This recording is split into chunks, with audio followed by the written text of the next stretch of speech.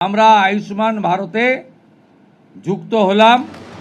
পশ্চিমবঙ্গে ক্ষমতায় এসে মন্ত্রিসভার প্রথম বৈঠকেই আয়ুষ্মান ভারত প্রকল্পে গ্রিন সিগন্যাল দিল এ রাজ্যের বিজেপি সরকার। মোদী সরকারের সঙ্গে সংঘাতে গিয়ে পশ্চিমবঙ্গে আয়ুষ্মান ভারত প্রকল্প বন্ধ করে দিয়েছিলেন মমতা বন্দ্যোপাধ্যায়। তার বদলে তিনি চালু করেছিলেন স্বাস্থ্য সাথী। কিন্তু বিজেপি ক্ষমতায় এলে এ রাজ্যে আয়ুষ্মান ভারত চালু হবে বলে প্রচারে এসে আশ্বাস দিয়েছিলেন খোদ প্রধানমন্ত্রী।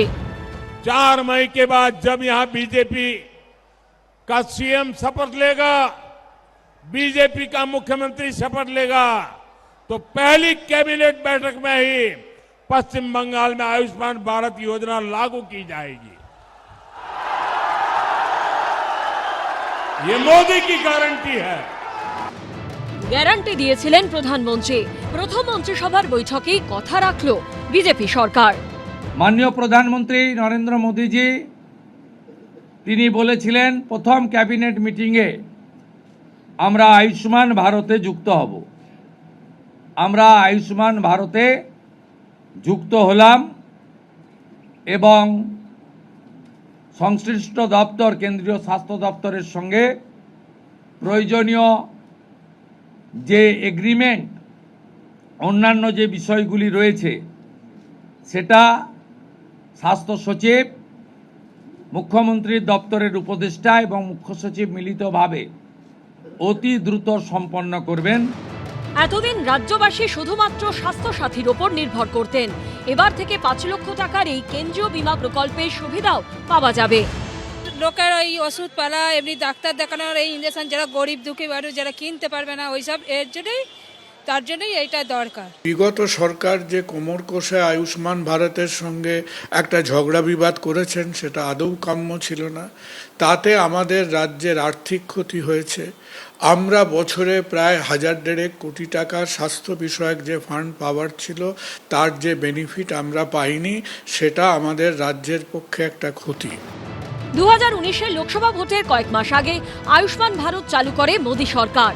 এই প্রকল্পে প্রতিটি পরিবার বছরে 5 লক্ষ টাকা পর্যন্ত চিকিৎসার বীমা পায়। এটি ক্যাশলেস প্রকল্প। হাসপাতালে ভর্তি থেকে অপারেশন, চিকিৎসার সময় পকেট থেকে কোনো টাকা খরচ করতে হয় না। 2024 সালের সেপ্টেম্বরে এই প্রকল্পে বড় বদল আনা হয়। 70 বছর বা তার বেশি বয়সীদের এর অন্তর্ভুক্ত করা হয়। তাদের জন্য আলাদা করে এতে একটি টপ আপের সুবিধাও দিয়ে রেখেছে কেন্দ্রীয় সরকার। অন্য রাজ্যের নথিভুক্ত হাসপাতালেও এই বীমা সুবিধা মেলে। চিকিৎসার জন্য আমাদেরকে ভিন রাজ্যে যেতে হয়, সেখানে তো স্বাস্থ্যসাথী কার্ড এলাও করে না। যারা যায় তারা নিজেদের গ্যাটের পয়সা খরচা করেই যায়। আর যদি আয়ুষ্মান ভারত হয় সেটা তো সারা ভারতবর্ষে অল ইন্ডিয়াতে যে কোনো তার সুবিধা মতো সে যেতে পারবে।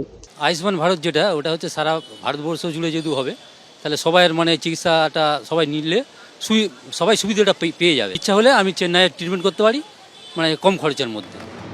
রাজ্যের বিজেপি সরকারের এই উদ্যোগকে সাধুবাদ জানিয়েছেন চিকিৎসক এবং চিকিৎসা পরিষেবার সঙ্গে যুক্তরা। আয়ুষ্মান ভারত কার্ডটা হয়ে যাবে তখন তারা যেমন ভারতবর্ষের বিভিন্ন জায়গায় তারা পরিষেবাটা পাবে। সেখানে গিয়ে যদি কোনো তারা অসুস্থতা বোধ করে, বিভিন্ন কাজে তারা বিভিন্ন স্টেটে যেতে হয় বা ঘুরবার সময় তারা গেছে সেখানে গিয়ে হঠাৎ করে অসুস্থ হয়ে পড়েছে, সেক্ষেত্রে আয়ুষ্মান ভারতের কার্ডটা থাকলে সে সেখানে এমপ্লয়মেন্ট হসপিটালে ভর্তি হয়ে যেতে পারছে। আমাদের ক্ষেত্রে সবচেয়ে বড় ব্যাপার হচ্ছে সেটা পরিষেবার ক্ষেত্রে আমরা অনেকটা বেটার ফেসিলিটি দিতে পারবো। হসপিটালেরই যে এত ভাস্ট যে ডিজিজগুলো আছে সেই ডিজিজগুলো প্রত্যেকটা পেশেন্টের কাভার আপ হবে। খুবই ভালো পদক্ষেপ, কারণ গত 8 বছর ধরে সমস্ত ভারতে এই প্রকল্পটা চালু আছে।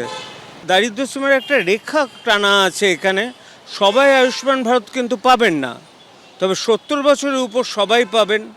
এটা সেই সমস্ত গরিবদের জন্য একদম ইনক্লুশন ক্রাইটেরিয়াতে রয়েছে, তারা বেটার ট্রিটমেন্ট পাবে। কারণ পশ্চিমবঙ্গ এখন ডাবল ইঞ্জিনে সবার।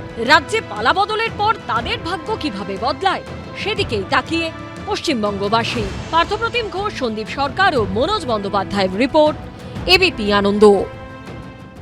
এবিপি আনন্দ, এগিয়ে থাকে, এগিয়ে রাখে।